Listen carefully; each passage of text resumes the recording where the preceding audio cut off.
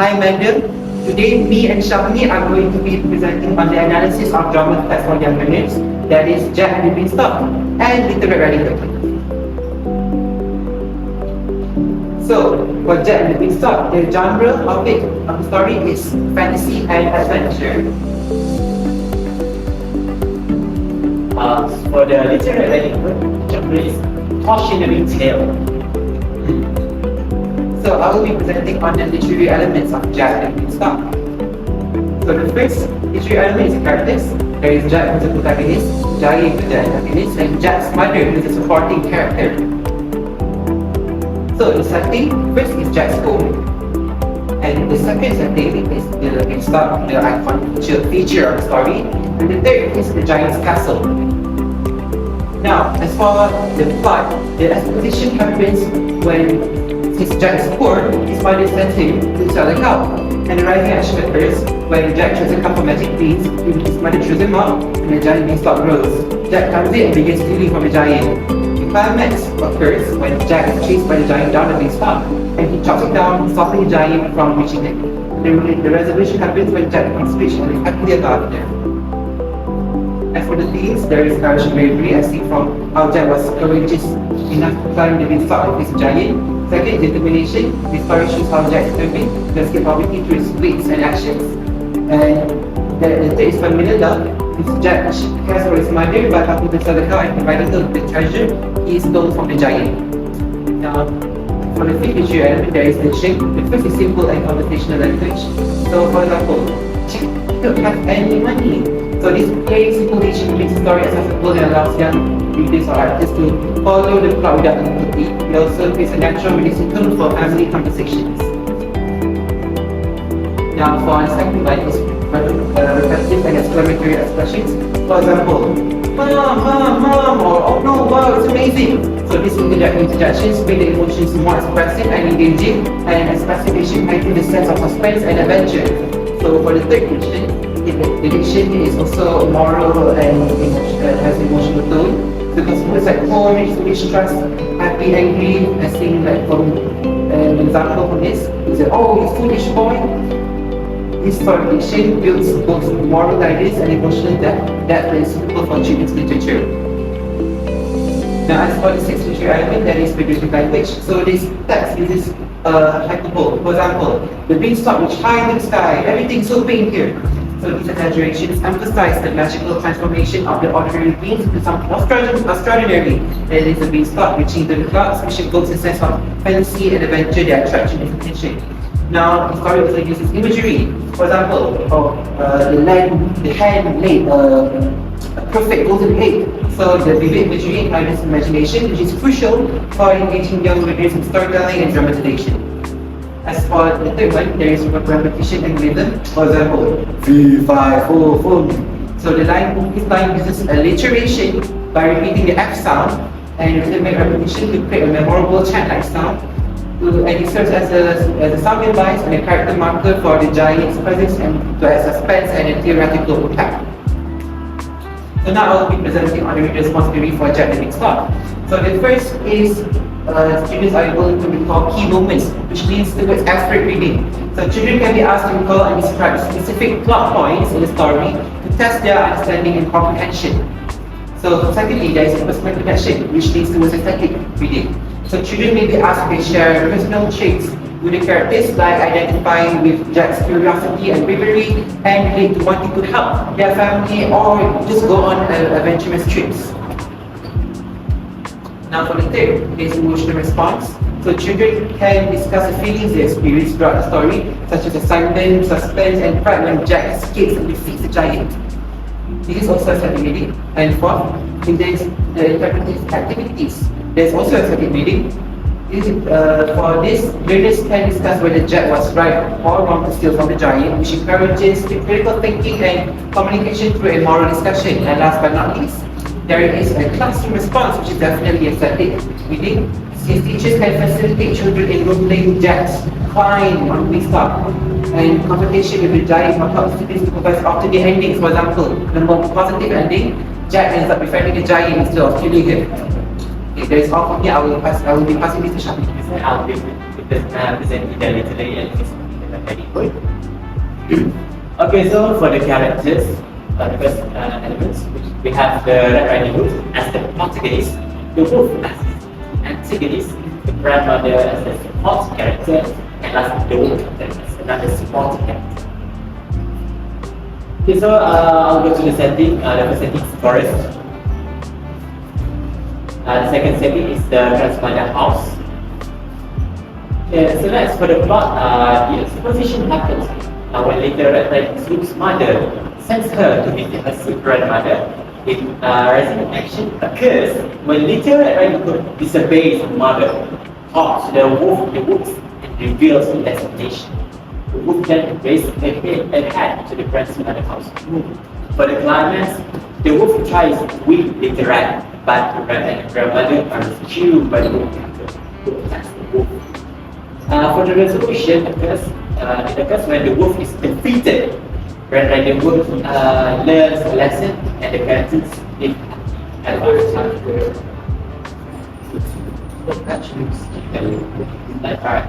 So for the news, first of all, deception, the wolf disguises itself as Red's grandmother to trick her into false sense of security. That's the stranger danger, the part where Red talks to the wolf, serves as a warning to the children about the dangers of talking to strangers. Lastly, disobedience.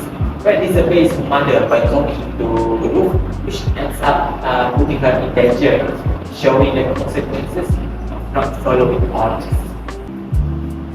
So first, I'll go to action. The first action is simple and conversational language. Those are easy for children to understand and act out. For example, reality, straightforward dictions makes the dialect natural and realistic, which supports preparation and performance in classroom setting. Okay, next moral and instructional. The text emphasizes values of obedience and devotion, which reflect the moral message of the story. For example, I'll never talk to the strangers in the forest again. This moral reminders reinforce the story's didactic purpose in teaching children about safety and trust. Okay, so for the last section is repetitive pattern dialogue. The repetitive actions between the Red Riding Hood and the wolf builds rhythms and suspense. Ma, what big ears you have! All the better to hear me wink. Ma, what big eyes you have! All the better to see you wink. This repetition creates anticipation and tension, but also reinforcing oral intent and captures young people's attention. Okay, so for the figurative language, the first one is imagery. It actually vivid imagery helps the audience visualize setting to shape. For example, the wolf jump into grandma's mother's bed, put on a nightgown and cap. This visual details allow children to imagine the forest, the cottage, and the suspenseful moments that the parents should engage in the story. So next, second one is personification. The wolf speaks and behaves like human. Hello, basically. Where are you coming from? This creates a villainous character that children can easily recognize. It also adds humor and feel to the story that entertains children. For the last bit, is repetition and rhythm, the recurring dialogue and the wolf. All the better to hear you with, all the better to see you with, all the better to reach you with. This repetitive rhythm forms a rhyme that makes the story memorable while building suspense and anticipation leading up to the climax. So next, for the reader responsory for Little Red Riding Hood. For the first responsory is recall key moments of the events, which is an effort reading. Children recall the main sequence in Little Red Riding Hood's journey, which is the wolf and the rescue by the wolf. Okay, next, personal connection, which is a standard reading. Children can be asked if they have experienced something similar to Little Red Riding Hood. For example, visiting their grandma, walking alone, or meeting someone new along the way. Okay, so the third one is asset reading, emotional response. Children describe how they felt during different parts of the story, such as excited, scared, or relieved. The fourth one is another aesthetic reading, interpretive activity. Children can be asked to interpret the character, for instance, discussing whether the wolf is just hungry, clever, or truly evil. Okay, for the last one, last but not the least, which is another reading, the classroom response. After reading the Red Riding Hood, children can share their opinions and feelings in a group discussion. For example, whether they think the Red Riding Hood made a good decision to the move or what they would have done differently. Okay, so next. And so now I will be doing a comparison of the literary elements between the two drama texts. So first, as for the characters, in Jack the Start, there is Jack who is courageous. His mother who is worried, the giant who is struggling. As for the Red Riding Hood, Red Riding Hood is a basic character, the wolf is a disciple of the one. The grandmother is vulnerable and the wolf hunter is a rescuer or hero. As for the setting, Jack the Start, it takes place in the countryside and the magical realm of the clouds. For the Red Riding Hood, it takes place in the forest and the grandmother's house. As for the plot, for Jack the Beanstalk, it is linear but adventurous. But for Little Red Riding Hood, it is linear as well, but suspenseful. As for the themes, Jack the Beanstalk is about courage, determination, and familiar love, whereas Little Red Riding Hood it has themes of deception, stranger danger, and disobedience.